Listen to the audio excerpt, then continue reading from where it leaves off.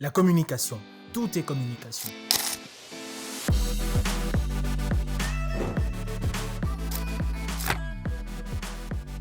C'est une agence de...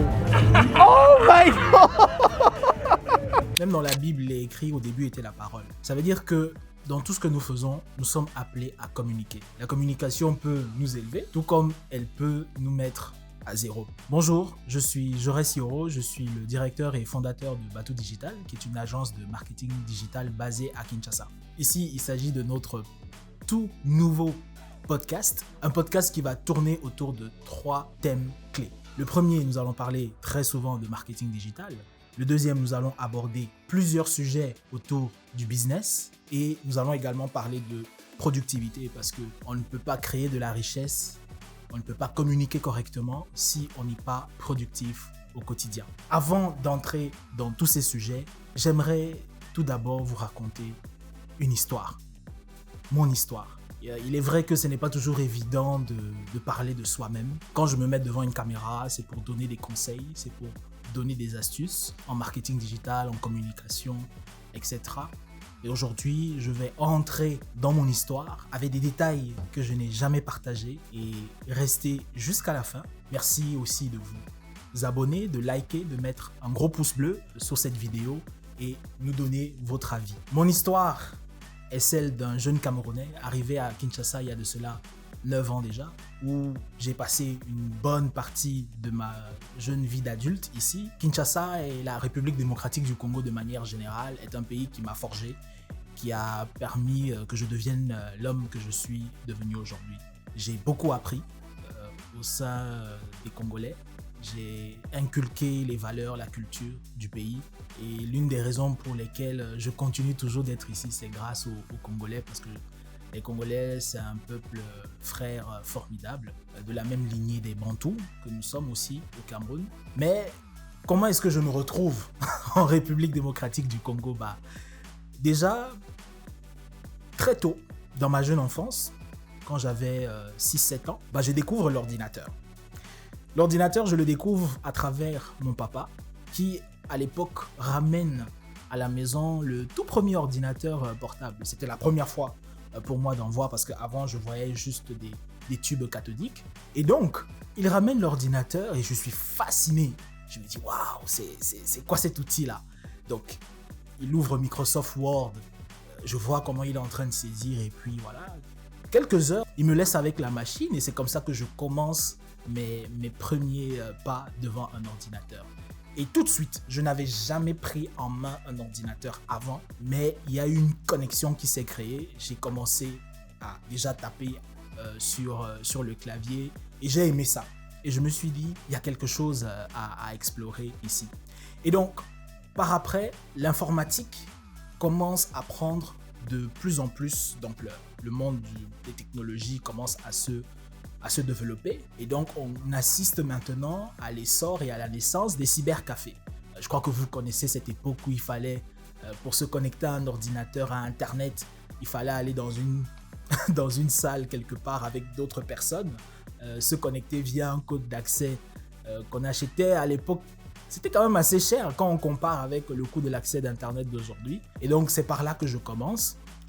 Très souvent, je partais dans un cybercafé avec toujours mon papa. Parfois, c'était avec ma petite sœur. Nous partions au cybercafé avec papa. On l'accompagnait généralement parce que lui, il partait souvent vérifier ses mails, etc.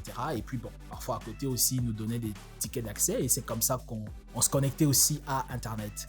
Et donc, le cybercafé où on avait l'habitude d'aller au quartier, quelques temps après, je me suis retrouvé comme étant le gérant de ce cybercafé-là parce que j'ai toujours manifesté une véritable passion pour tout ce qui était informatique, digital, internet et j'étais très doué. Au-delà du cybercafé, parfois je traînais un peu avec des personnes dans mon quartier qui, eux, avaient des structures un peu plus établies où ils arrangeaient souvent des ordinateurs. Donc, j'étais très curieux. Tout ce qu'ils faisaient, je me mettais devant eux, j'étais en train de regarder, d'observer. J'avais une mémoire très photographique. Donc tout ce qu'il faisait, 2 ou 3 jours après, j'étais capable de reproduire en fait la même chose. À ce moment-là, quelques temps plus tard, mon papa achète notre tout premier ordinateur. On est ici en 2004. 2004-2005, mon papa achète le tout premier ordinateur portable à la maison. Et là, je crois que je dois avoir entre 10 ou 11 ans. Et lorsqu'il achète l'ordinateur, je me mets dedans jour et nuit. Je ne dors pas. J'explore un peu tout de gauche et à droite. Et donc, je me dis, ça, c'est la chose que je dois faire. Déjà, ce qu'il faut savoir, c'est que quand j'étais un peu plus jeune, ma maman, très attachée à sa vision de ce que je voulais faire plus tard, voulait que je fasse la médecine. Donc très tôt, lorsqu'elle me disait, elle me disait déjà des choses du genre, voilà, tu vas faire le concours du CUS. Le CUS ici, c'est le Centre universitaire des sciences de la santé. À l'époque, c'était comme ça que ça s'appelait, qui aujourd'hui est devenu la FMSB. Donc à ce moment, quand on me pose la question, qu'est-ce que tu veux faire plus tard? Moi, je réponds naturellement que je veux devenir médecin, jusqu'à ce que je commence à me plonger jour et nuit dans l'univers informatique, digital, etc. Et que là, je me dis, il faut que je fasse autre chose. Je ne pense pas que la médecine soit la chose qui m'intéresse le plus, mais je pense qu'il y a quelque chose que je peux faire dans l'informatique. À l'époque, l'informatique n'était pas aussi développée qu'aujourd'hui, donc ce qui fait qu'en termes de possibilités et d'ouverture professionnelle, c'était encore très limité. Mais je savais une chose, c'est que je ne voulais pas être le gars qui va se mettre derrière un ordinateur en train de bricoler des pièces ou arranger des circuits qui sont gâtés, etc. J'avais plus un amour pour le software, j'étais très à l'aise avec les logiciels, j'étais très à l'aise avec Internet, et donc je me suis dit, s'il faut que je fasse quelque chose là-dedans, ça sera dans le software. Quelques années donc plus tard, j'obtiens mon baccalauréat à l'âge de 17 ans. Et là, maintenant, il faut décider. Est-ce que je vais faire la médecine ou bien je vais choisir mon cursus en informatique. Je fais plusieurs concours que j'échoue, malheureusement. Mais je m'inscris à la faculté de Yaoundé 1 où je m'inscris dans le cursus informatique, mais que finalement, je ne fais plus. Pourquoi? Parce que j'ai pu réussir un concours dans une ville du sud du Cameroun qui s'appelle Ebolova. Et donc, voilà, pour la première fois de ma vie, je quitte le cocon familial et je me retrouve à Ebolova dans la faculté de médecine Edwin Cousins Delat.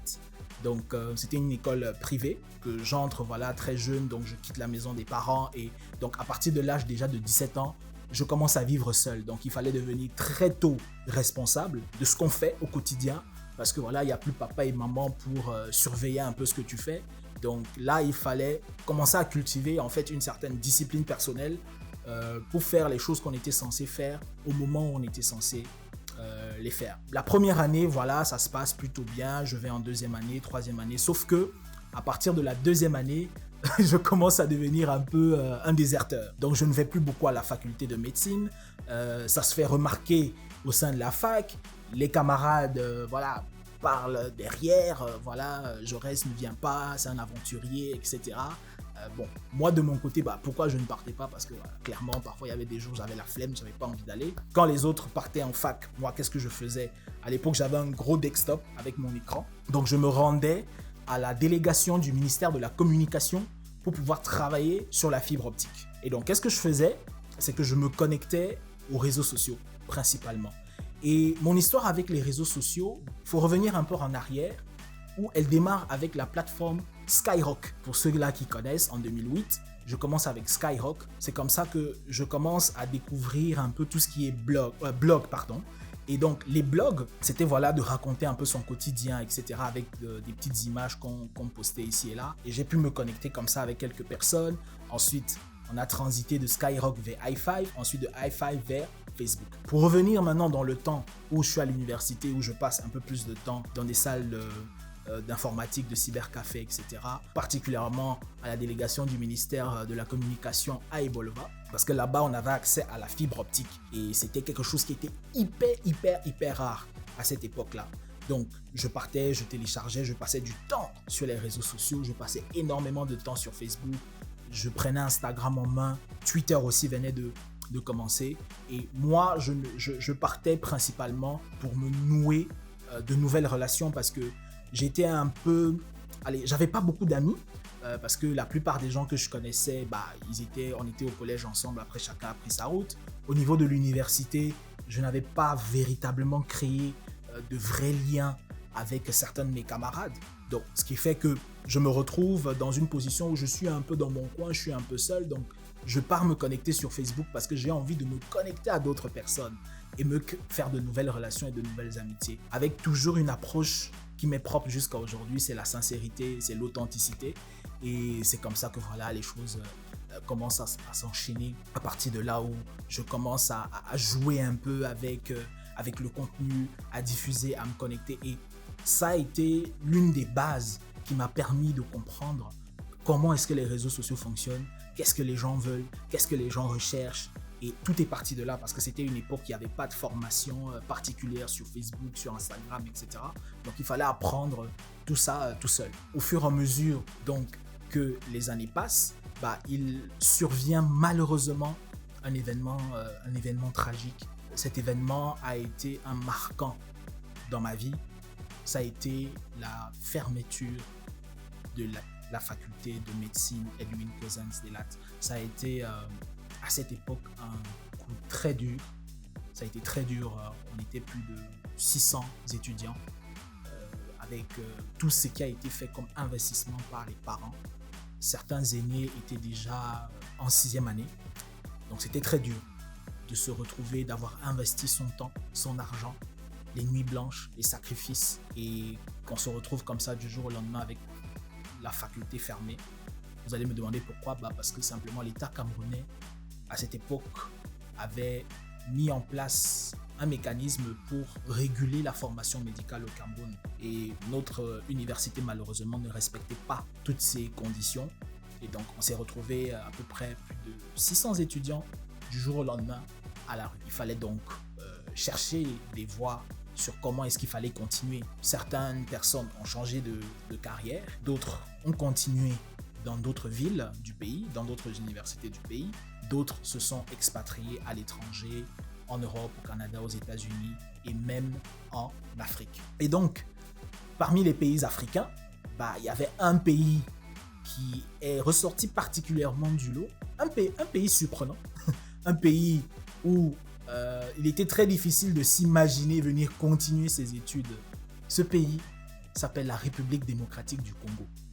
Et il faut savoir qu'à cette époque, la République démocratique du Congo souffre d'un problème important qui est celui de son image, de comment est-ce que ailleurs la RDC était perçue, y compris dans d'autres pays africains.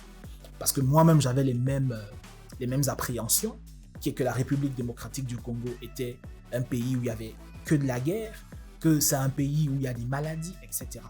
Donc, ce qui fait que quand je m'engage dans la poursuite des pays où je peux justement aller continuer mon cursus, la RDC en fait est le tout dernier pays de ma liste. Sauf que toutes les pistes que j'explore à ce moment-là ne portent pas leurs fruits. Donc je me retrouve dans une situation où je suis obligé de me rabattre en RDC parce qu'on avait beaucoup de camarades qui sont venus continuer leurs études ici. Certains sont venus à Kinshasa, d'autres sont allés à Bukavu, à Goma, à Kisangani et dans plein d'autres villes du pays. Je me dis, écoute, tant mieux y aller. Qu'est-ce qui se passe? C'est que dans cette aventure, il y a un de mes amis qui, lui, arrive ici en premier lieu et après, je les suis. Et donc, mon ami en question, il arrive, il commence déjà un peu à me partager un peu le vécu ici. Cet ami s'appelle Chris. Chris, si tu vois cet épisode, je te fais un gros big up. Mais à côté de ça, j'avais un autre ami qui s'appelait William. William qui, lui, avait un esprit un peu plus entrepreneurial, un peu plus business. Et donc, William a fait quelque chose d'assez exceptionnel. Il m'a vendu le rêve congolais. Quand je dis il m'a vendu le rêve congolais, il m'a fait comprendre comment on pouvait faire du business ici. À l'époque, il m'avait parlé du business des taxis. Il m'avait parlé du business des motos et combien on pouvait générer en termes d'argent. Quand j'arrive, au final, en RDC, je viens avec cet esprit-là, avec ce mindset-là de je vais arriver ici, je vais gagner au moins $5,000 par mois d'ici un an. Bon, bien sûr, après un an, c'est pas ce qui est arrivé, mais c'est quand même arrivé après. Déjà, je suis venu avec ce rêve-là en tête. Mes premières expériences professionnelles commencent au Cameroun parce que très jeune, mon papa m'inculquait déjà l'esprit du travail. Je me rappelle, déjà étant plus petit, quand on avait justement nos premiers ordinateurs à la maison, bah, ce qu'il faisait, c'est qu'il prenait des tonnes de documents qui étaient comme ça, parfois c'était un peu plus, et j'avais l'obligation de saisir ces documents-là. Je pouvais passer des journées, des semaines, parfois ça me prenait même des mois, de prendre des documents à l'époque, parce qu'on n'avait pas la possibilité de facilement scanner comme on le fait aujourd'hui, pour les ressaisir. Et donc, c'est comme ça que j'ai eu mes premières expériences en fait professionnelles, parce que parfois, je me payais un peu par rapport à ça, donc on pouvait me donner 2, 3, 4 dollars, et moi, ça me suffisait très largement. Ma deuxième expérience est venue à travers un projet dans lequel ma maman m'avait inséré. Ce projet consistait à travailler dans une zone rurale où il fallait aller recueillir des informations. Donc, il fallait parler aux gens, aux autochtones, dans les différents villages dans le sud du Cameroun qui devaient être affectés par la construction d'un chemin de fer. Donc, le corridor par lequel passait ce chemin de fer devait affecter plusieurs personnes, plusieurs villageois. Et donc, l'État du Cameroun devait indemniser ces personnes-là. Donc, il était question d'aller voir ces personnes dans les villages pour comprendre afin de pouvoir donner les différentes enveloppes en fonction de la situation de chaque famille. Et donc, c'était le travail que j'ai eu à faire pendant plusieurs jours. Une autre expérience professionnelle après a été de travailler dans le projet U-Report. C'est aussi un projet qui existe ici en République démocratique du Congo et dans d'autres pays. C'est un projet qui a été mis sur place par l'Organisation des Nations Unies, dans lequel mon papa m'avait aussi branché. Et donc pendant une semaine, c'était dans une foire. Il était donc question d'aller vers les gens, de leur présenter le projet et de les pousser à s'enregistrer. Et il y avait des targets comme ça à atteindre au quotidien. Donc très très vite, il y a deux choses auxquelles dans mon expérience professionnelle j'ai été confronté à, c'est-à-dire premièrement la maîtrise de l'outil informatique et deuxièmement le contact avec les autres humains. Lorsque j'arrive en RDC, je ne vais jamais oublier le jour où j'ai mis mon pied à l'aéroport international de Djili. Ça a été une expérience absolument incroyable parce que quand j'arrive, la première chose qui m'impressionne, c'est les taxis Ketch. À l'époque, il n'y avait pas encore les taxis Ketch jaunes, donc c'était des taxis Ketch avec des couleurs classiques. Et donc, je suis surpris, je me dis, oh, c'est ça le taxi? On me dit oui. Je dis, waouh! En fait, j'étais impressionné par le confort et par la classe des véhicules parce que d'où je viens, on n'a pas les mêmes types de véhicules pour les taxis. Donc, je suis déjà impressionné par ça. Ça, c'est le premier point. Le deuxième point, c'est les routes. On traverse le boulevard Lumumba et je suis impressionné par la taille des routes. Je vois des gens partout. Je me dis, waouh, Kinshasa, ça bouge. Et des routes, en fait, comme ça, à 4 voies de part et d'autre. Pour moi, c'était impressionnant parce que moi, chez nous, on n'a pas ce genre de route. On a des routes genre de 2, maximum, je crois, 3 voies sur le boulevard du 20 mai et ça fait même pas 2 ou 3 kilomètres. J'étais très impressionné par ce que je voyais. Au-delà de ça, maintenant, j'arrive dans la maison dans laquelle je vivais à cette époque avec d'autres confrères étudiants camerounais et c'est là où je démarre. Et très vite, je me fais rattraper par la dure réalité quinoise qui est que la vie à Kinshasa particulièrement, parce que je ne peux pas dire dans toute la RDC, mais à Kinshasa particulièrement, la vie coûte super cher.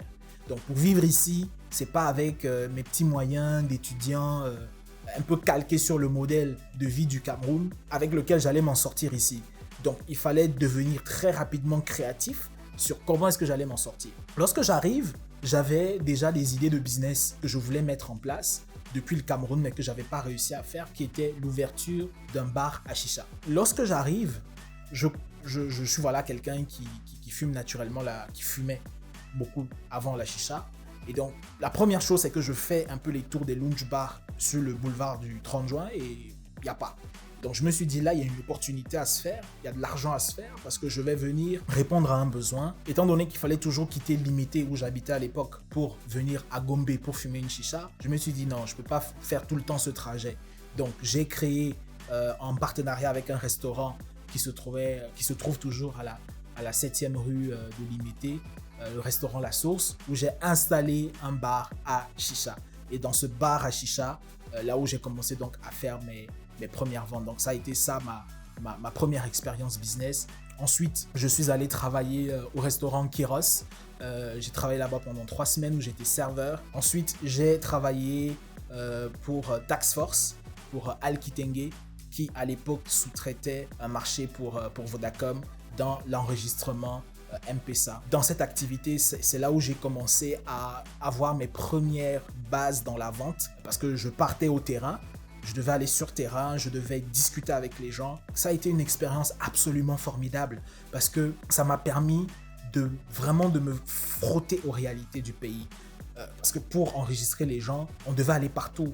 Et donc, je suis vraiment allé dans des quartiers, dans des endroits et j'ai vu des choses terribles. J'ai vu les conditions dans lesquelles les gens vivaient. Ça m'a brisé le cœur. Et je me suis dit, il y a quelque chose à faire quand même. C'est-à-dire que c'est pas possible. Comment est-ce que les gens peuvent vivre dans ce genre de conditions? Parce que même d'où je viens, même dans nos villages, c'est pas la même chose.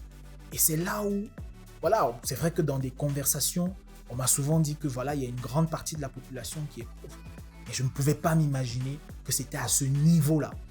Parce que pour prendre un exemple, à la 2e rue Limité par exemple, il y avait des maisons qui étaient à côté d'une rivière.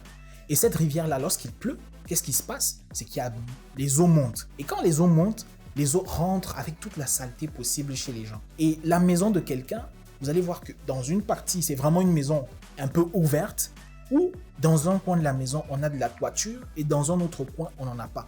Et donc, ce qui fait qu'il n'y a pas suffisamment d'espace pour tout le monde.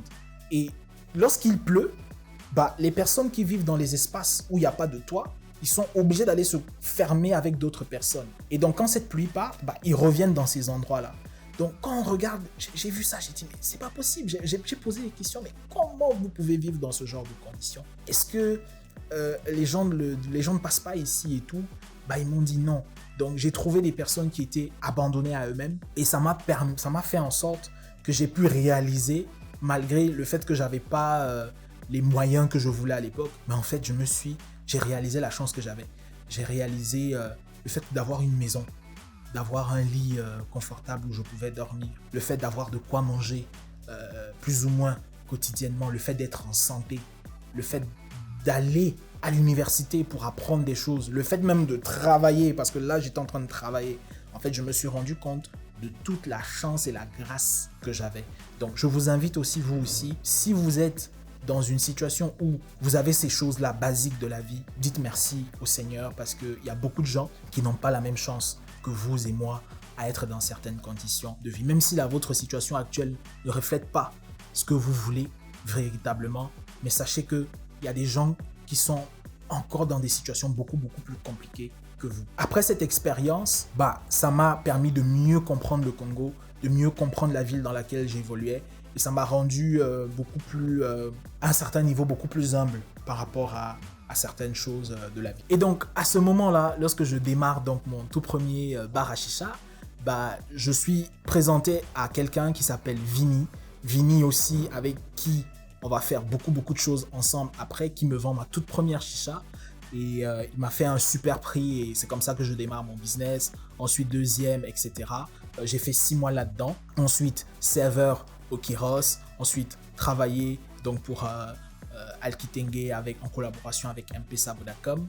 Et après ces expériences, quelques temps plus tard, je travaille aussi pour une autre société du nom de Page Claire où j'avais été recruté par mon ancien patron direct de Tax Force, Monsieur Tim. S'il regarde aussi ce podcast, shout out, mes salutations. Et ça m'a permis d'avoir une certaine expérience professionnelle. Un beau jour, je suis couché, je suis sur LinkedIn et je vois une annonce. Le Makutano recrute. Le Makutano recrute, il recrute quoi? Il recrute qui? Des stagiaires et des hôtesses. Stagiaires en quoi? Je ne connaissais pas. Mais le Makutano, je connaissais déjà depuis plusieurs années. Je connaissais très bien c'était quoi, etc. Et donc, je vais donc pour postuler pour ma candidature. Je m'en vais donc pour déposer mon CV. J'arrive avec 5 minutes de retard. Et à ce moment-là, il y a quelque chose de très intéressant qui se passe. C'est que je me trouve face à 200 personnes qui venaient aussi postuler. pour le même travail. À ce moment-là, déjà, j'avais une confiance en moi qui était importante et donc je réponds très bien à toutes les questions. Je partage même les questions et les réponses aux autres personnes aussi qui postulaient. Mais Dieu faisant grâce, c'était moi finalement qu'on sélectionne et c'est comme ça que je me retrouve en train d'y travailler sans avoir la véritable conscience de à quel point cette expérience allait totalement changer la trajectoire de ma vie et allait totalement me transformer. Parce que en travaillant chez Makutano, je me frotte à ma première mentor qui est Madame Nicole Soulou, qui m'a appris plusieurs valeurs dans le travail que je continue toujours à garder jusqu'à aujourd'hui. À ses côtés, j'ai appris c'était quoi de livrer un service de qualité, d'être dans les détails dans ce qu'on fait, d'être sérieux, d'être passionné, d'être endurant, parce qu'on travaillait souvent de très très longues heures. On arrivait généralement au bureau à 8 heures, mais on ne savait jamais à l'heure à laquelle on devait finir. Parfois, on pouvait terminer à 2 heures, 3 heures, 4 heures du matin. Lorsque je me fais donc recruter et que je commence à travailler au Makutano, tout de suite, je sais que je suis dans l'endroit où il faut que je sois. Parce qu'on me peint l'image du Makutano qui était que la personne qui occupait mon rôle de community manager, parce que je suis recruté pour être community manager, aujourd'hui en fait il était devenu à cette époque la personne qui gérait la communication de la première dame. Je savais que je devais avoir des opportunités incroyables après ça. C'était ça mon objectif principal et je ne venais pas travailler pour l'argent, mais je venais surtout travailler pour avoir de l'expérience, mais aussi avoir mes premiers contacts et commencer à bâtir mon réseau parce que j'étais convaincu que c'était la voie en fait qui allait me permettre d'être dans une meilleure situation financière, personnelle, parce que bien avant ça, j'ai eu à traverser beaucoup de moments difficiles. L'université dans laquelle j'entre, Bel Campus, je fais la première année G3, D1, je fais une demi-année, D2, je fais une année blanche. J'essaye de faire le concours de la faculté de médecine de l'Unikin, mais ça ne marche pas. Et donc, je me retrouve un peu donc, comme ça à faire une deuxième année blanche avant d'intégrer le Makutano. Et pendant que je travaillais, j'ai commencé à voir les premiers résultats, j'ai commencé à me faire remarquer, j'ai commencé à faire du bon travail. Et très rapidement, je me fais donc recommander. Et c'est comme ça que j'obtiens mon premier client par Fabrice KTB, qui était le directeur artistique et créa de Makutano à cette époque, qui me recommande chez Deborah Motoun, qui gérait Josepha Cosmétiques, un salon de beauté très huppé, le numéro 1 de Kinshasa à cette époque-là. Elle était à la recherche d'un community manager, elle était en train de construire toute une équipe de communication, elle voulait amener la communication du salon à un autre niveau. Et donc on se retrouve donc à travailler avec 3 personnes. Il y avait Ange-Joannette qui était ici à Kinshasa et avec une autre collègue qui était plutôt du côté de Paris. Son nom m'échappe. Et donc c'est comme ça qu'on commence à travailler. L'événement Makutano, bien après aussi, se tient lieu. Cet événement a eu un succès absolument incroyable. On avait de très grandes personnalités qui étaient là. On avait des chefs d'État qui étaient là. On avait Samuel Eto'o qui était là. Par la complicité de son protocole avec qui je m'étais loué d'amitié. J'avais volé en fait un selfie dans un ascenseur avec Samuel Eto'o. On avait un peu échangé un tout petit peu. J'étais un peu plus jeune, j'étais très intimidé. Quand on a Samuel Eto'o en face de toi comme ça, il est hyper impressionnant. Il dégage un charisme absolument extraordinaire. Il est très inspirant. Je crois que jusqu'à présent, il fait partie des très rares personnes qui m'inspirent de par aussi son histoire, qui parlait par rapport à tout ce qu'il est. Quand je termine au Makutano, je continue en fait maintenant mon aventure à travailler maintenant avec d'autres clients. Je commence à me faire remarquer positivement. Et donc pendant tout le long de ma carrière, ce qui m'a fait gagner des marchés, ce qui m'a permis de monter encore et encore, c'était simplement le pouvoir de la recommandation. J'ai toujours été, dans la plupart du cas, je dirais entre 70 et 80% de tous les projets sur lesquels j'ai eu à travailler dans ma carrière venaient principalement des recommandations. Parce que au fur et à mesure des années, je ne vais pas dire que j'ai été parfait, il y a eu des projets sur lesquels j'ai moins bien performé pour plusieurs raisons. C'est-à-dire parfois et donc je devais distribuer mon temps de manière un peu inéquitable, mais de manière globale, j'ai toujours obtenu des satisfactions très positives, des recommandations qui m'ont petit à petit permis de monter dans ma carrière. En 2020, je commence à développer des compétences en publicité. 2020, il y a un événement assez tragique qui arrive partout dans le monde, c'est le Covid.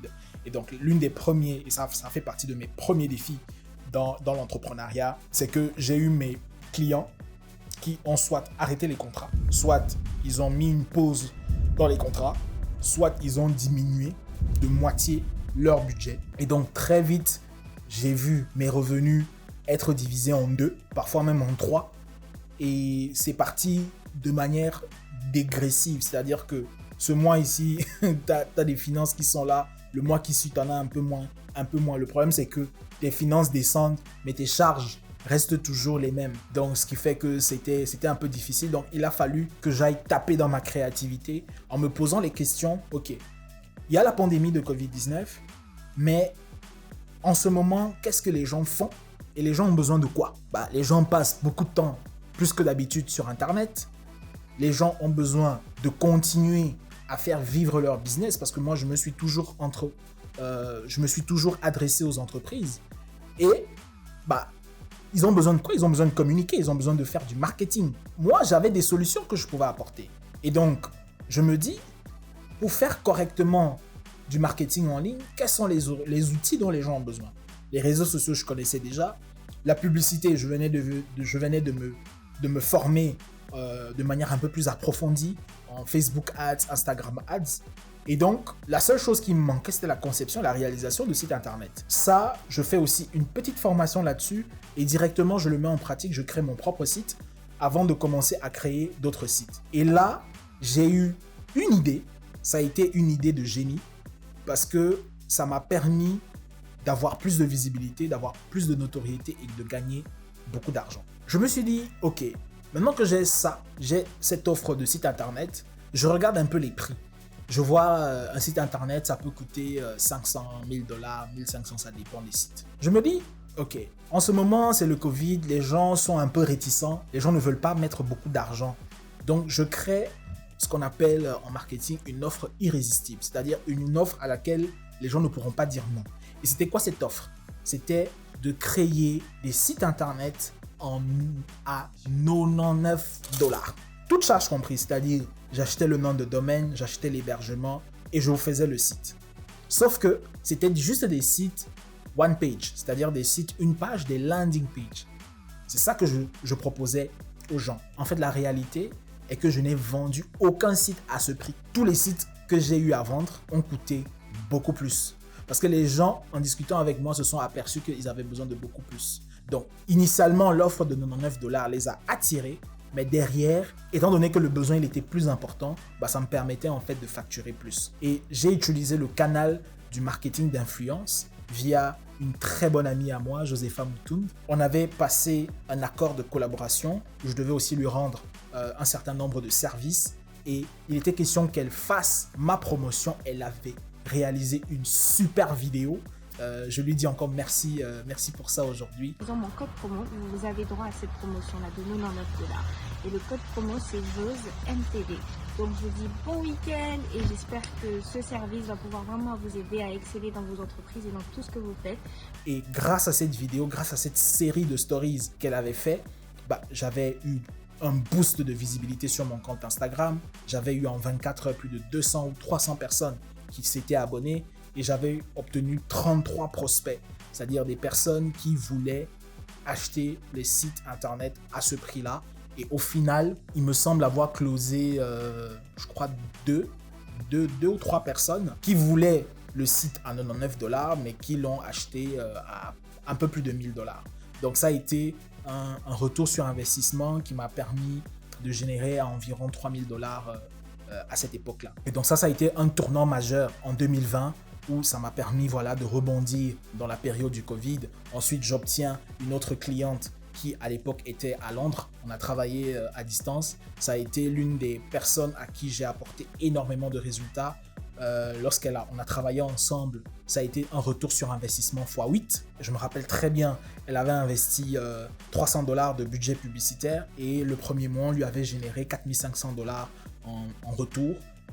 Elle avait suivi exactement les conseils que je lui avais demandé de faire. Tout le processus, elle était hyper disciplinée. Ça a été un plaisir de travailler aussi avec elle, de l'aider à déployer voilà, sa marque de cosmétiques en ligne. Ensuite, j'ai enchaîné avec une autre dame qui, elle, était en Tunisie, qui, elle aussi, voulait développer sa marque de cosmétiques en Côte d'Ivoire. Donc, elle, on l'a aidé aussi à concevoir son site internet. On l'a aidé avec des conseils stratégiques marketing et commercial sur comment est-ce qu'elle pouvait se déployer sur le marché ivoirien qui était un peu similaire avec d'autres marchés africains que je connaissais. Je l'avais beaucoup encouragée à venir au Congo, mais bon, elle avait dit non, elle voulait faire son focus à cette époque sur Abidjan particulièrement. En 2021, voilà, on enchaîne encore avec d'autres projets. Particulièrement un projet avec GK Project de Grace Kaomba qui à l'époque chapeautait un très grand artiste congolais connu aujourd'hui.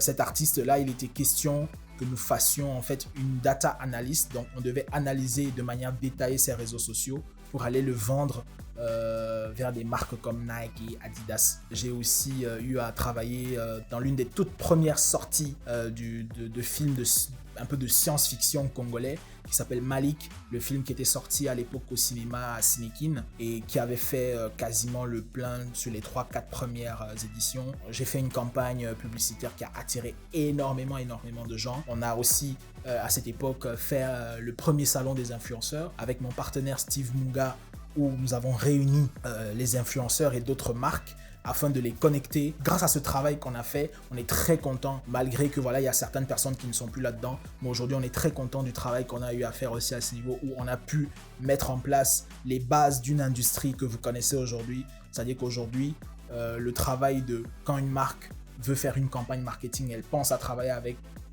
des influenceurs, elle va contacter X et Y. Et que parmi les gens qu'elle contacte figurent toujours les personnes avec qui qu'on avait justement mis en avant à cette époque. Voilà, ça nous fait énormément plaisir. Et on a également aussi à travailler voilà, avec d'autres structures. Je pense aussi ici, bien entendu, l'église Vase d'honneur Kinshasa, qui vient de l'église Vase d'honneur de la Côte d'Ivoire du pasteur Mohamed Sanogo. Donc ça, c'était un peu les premières années voilà, du début de carrière. Et c'est pas pour dire que tout s'est toujours bien passé. Il y avait des moments voilà, où c'était un peu plus difficile. Il y avait des moments où il n'y avait pas vraiment de marché, c'était un peu compliqué et tout, parce qu'on était toujours un peu dans un contexte de Covid. Et l'une de mes plus belles années de ma carrière, c'était 2022, parce que 2022, ça a été une succession de plusieurs contrats, de plusieurs projets et de résultats surtout apportés, parce que moi, j'ai toujours été très orienté sur le résultat, très orienté sur le retour sur investissement pour mes différents clients. 2022, ça a été des projets comme la promotion surtout de plusieurs artistes, toujours avec GK Project. On a travaillé avec Pissot dans le lancement de son EP. Le nom m'échappe un tout petit peu, mais voilà, on a travaillé avec eux, travaillé aussi avec d'autres entreprises. 2022, ça a été une année où voilà, je suis sorti un peu de ma zone de confort, où j'ai travaillé un peu sur des projets sur lesquels j'avais pas l'habitude de travailler. On a fait une petite télé-réalité autour de l'anniversaire de Josepha Moutoun, où il y avait plusieurs personnes qui venaient un peu de partout. On a aussi travaillé sur le lancement de mon agence, parce qu'au début de l'année, je commence aussi en background à travailler sur le lancement de mon agence Batou Digital, où je travaille ici avec Steve Munga, sur le business plan, sur comment est-ce que la boîte devait être structurée, etc. Ça a été une très très belle année. C'est aussi l'année où je recrute mes premiers employés, avec un qui est toujours avec moi jusqu'à aujourd'hui. C'est comme ça que voilà, on y va petit à petit. Et déjà à l'époque, il y avait un point dans l'élaboration de l'agence. Steve n'était pas d'accord sur quel était le créateur qu'on devait embaucher. Il voulait qu'on embauche un graphiste. Moi, je lui ai dit, Steve, non. On est en 2022. C'est vrai que ça n'avait pas encore pris l'essor que ça prend aujourd'hui, mais je savais que la vidéo, c'était le moyen par lequel il fallait absolument communiquer. C'était la vidéo. Je lui ai dit, fais-moi confiance. C'est vrai que ça va nous coûter un peu plus que ce qu'on avait peut-être prévu, mais ça vaut le coup. Au lieu d'avoir un graphiste dans mon équipe, je préfère avoir un vidéaste parce que pour moi, ça me correspond aussi mieux parce que moi, j'ai jamais été un gros fan de lecture. Et donc, c'est comme ça qu'on se met d'accord et puis on part, on embauche le vidéaste. Et donc ça aussi, 2022, c'est aussi le Makutano 8, où nous sommes allés en Bushimai, on est allé créer du contenu là-bas, même ici aussi sur place à Kinshasa avec une couverture de l'événement. On faisait partie des équipes de créateurs qui couvraient l'événement avec un smartphone, parce que ça a été ça la contrainte. Lorsque j'ai lancé l'agence, c'était très très compliqué, parce qu'il n'y avait pas beaucoup de moyens. Et une bonne amie à moi me dira, Jaurès, tu peux le faire.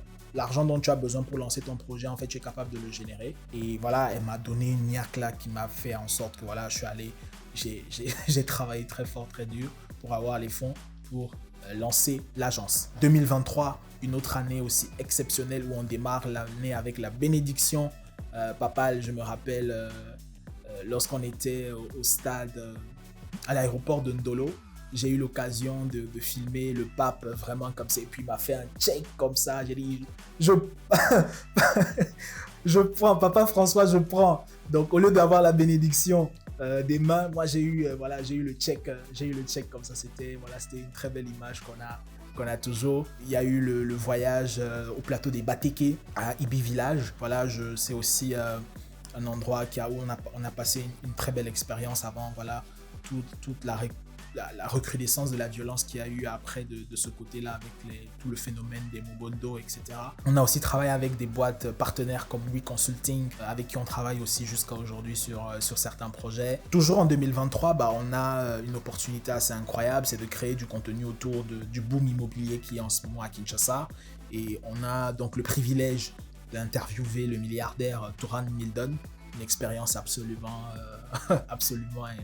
intéressante, parce que ça a été ça fait quelque chose, hein. Ça il faut pas le mentir, quand vous entrez dans une pièce et que vous vous retrouvez face à quelqu'un qui vient d'une famille, ou bien que ce soit la personne qui a autant d'argent, qui a un charisme absolument incroyable. Je me suis dit, en tout cas, voilà, c'était très intéressant. Ça a été une interview qui s'est faite très vite, très bien. Ça a propulsé la réputation et la notoriété de l'agence à un tout autre niveau. Et je dis aussi merci à toutes les personnes qui nous ont permis de travailler sur ce projet, notamment Al Kitenge, qui était justement à l'époque mon ancien patron, mais avec qui on a gardé de très très bonnes relations jusqu'à aujourd'hui dans le business. Donc c'est pour vous dire aussi que voilà, garder de très bonnes relations avec les gens, parce que parfois on me pose la question, mais Jaurès, comment tu fais pour avoir des marchés comme ça et tout? J'ai dit, c'est les relations. Et quand je dis les relations, c'est le réseau. Et quand je parle de relations et de réseau, c'est votre personnalité, c'est comment est-ce que vous êtes. Parce que l'une des choses que j'ai appris en restant auprès de Madame Nicole Soulou quand j'étais au Makutano, c'était l'art de faire des affaires au Congo. Et dans l'art de faire les affaires au Congo, s'il y a bien une chose que j'ai retenue là-bas, c'est le fait d'être authentique. C'est-à-dire le fait d'être authentique, le fait de se concentrer à apporter de la valeur aux autres, le fait d'être respectueux. Et là, je dis merci à maman qui m'a toujours appris, même avec les coups de chicotte, le respect. Mais ce sont tous ces éléments-là, en fait, qui font que quand vous dites que vous allez faire quelque chose, faites le maximum pour respecter votre parole.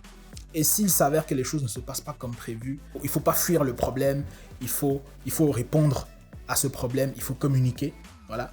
Parce que la communication, encore une fois de plus, est le nerf de la guerre, il faut communiquer.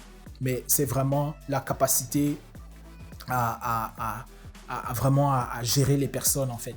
Donc aujourd'hui, dans mon réseau, dans mon contact de réseau téléphonique, j'ai plus de 1200 contacts, je suis suivi...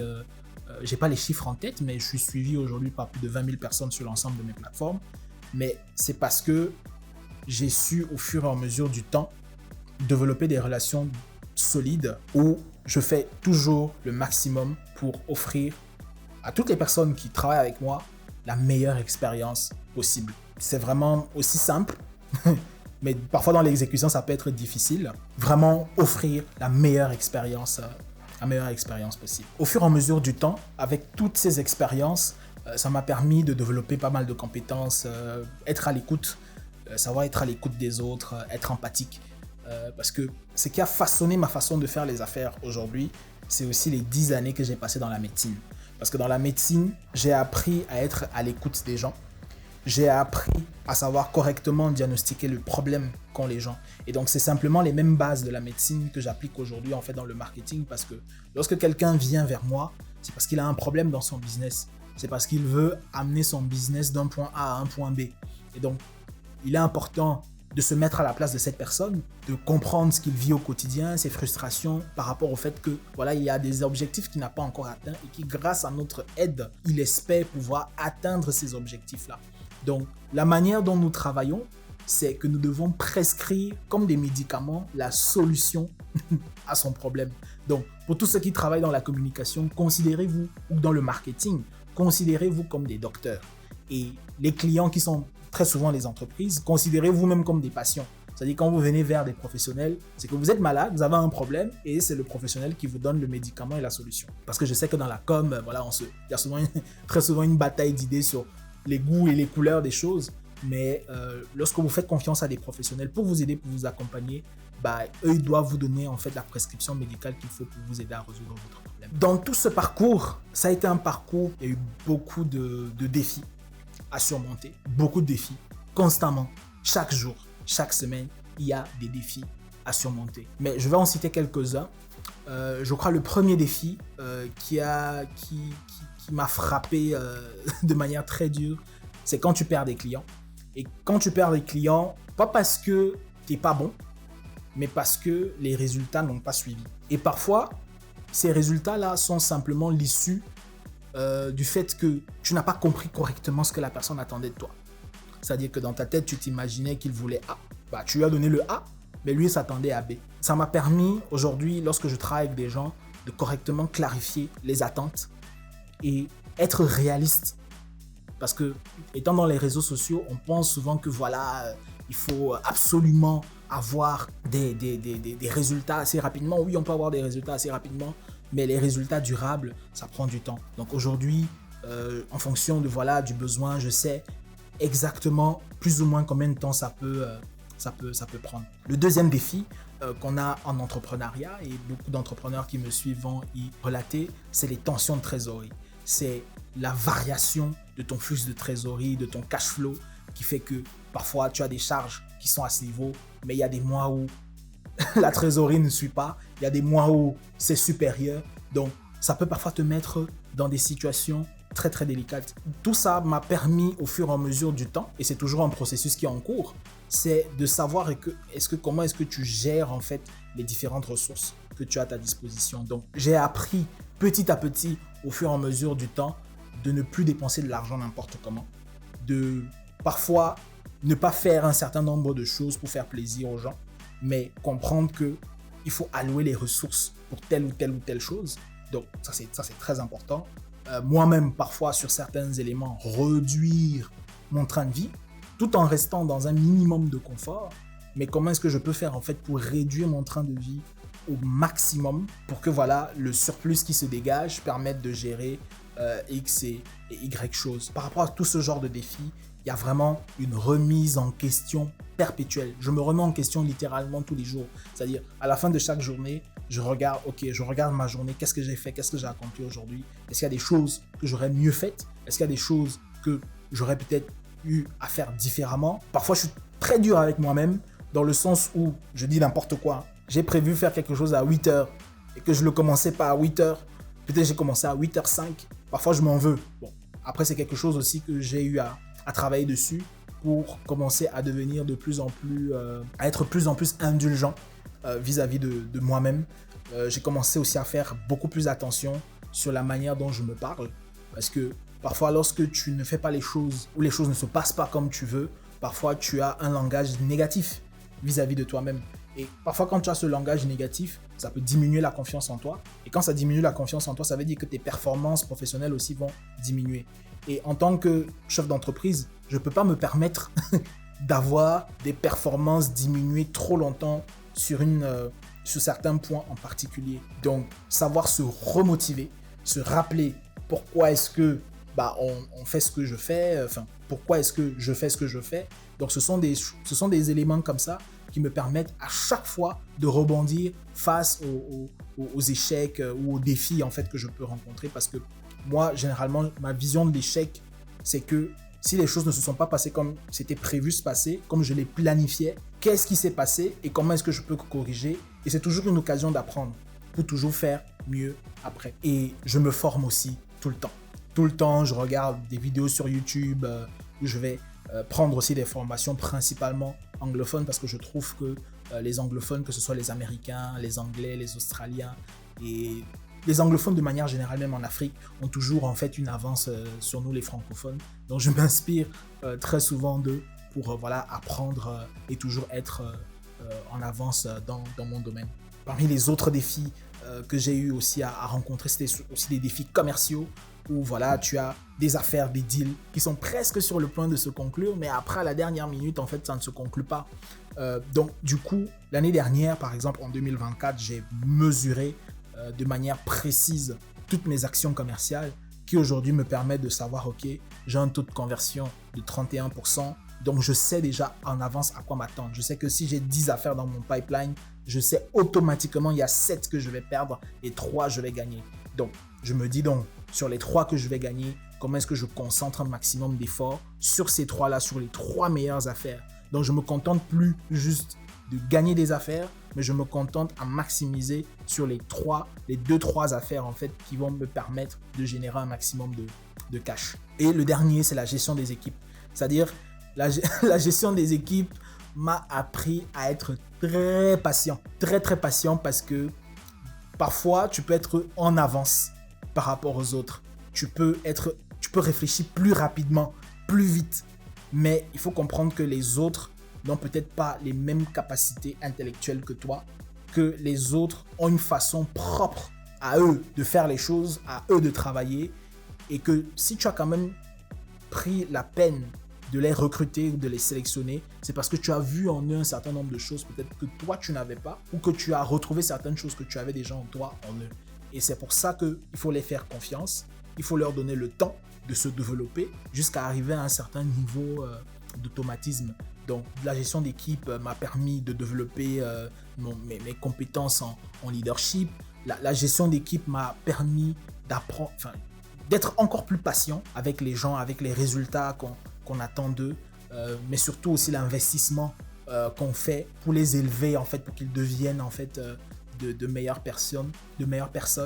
La gestion d'équipe m'a aussi appris à être moins perfectionniste, de ne pas toujours vouloir que tout soit parfait. Donc parfois tu peux détecter des choses qui ne sont pas très parfaites, mais on est capable de faire mieux, on est capable d'aller encore plus loin.